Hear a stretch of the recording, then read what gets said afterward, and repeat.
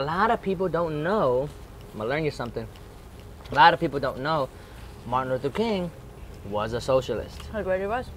He absolutely was a socialist. He was. And y'all conveniently forget that, even though apparently people in America hate socialism and hate Marxism and all this crap.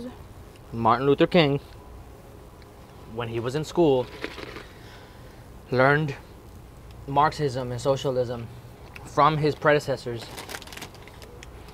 That's a fact.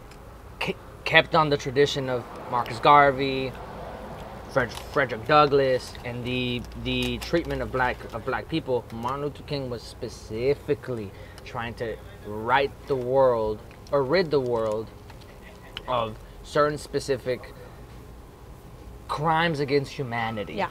That he was trying to wrestle with, and one of them was the poor. And he specifically talked about social safety net programs. Martin Luther King was, at the very least, a democratic socialist. At the most, an actual socialist. No. And a lot of people don't like to acknowledge that, even though there's a whole holiday for the homie. And he was the homie. He was amazing. Yeah. But to bring it back, that's why Bernie is so important. Or sorry, forgive me. That's why Bernie and his consistency is something to be applauded, because the same thing that Martin Luther King was fighting for, Bernie's been fighting for the better part of 40 years.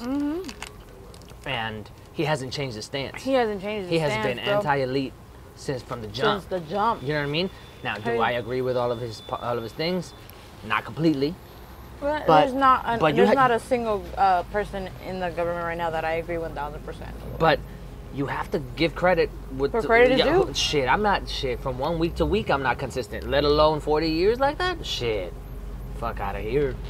To fight with all your might and your guts like that, bro. And for Vermont to keep electing him. I'm gonna move to Vermont.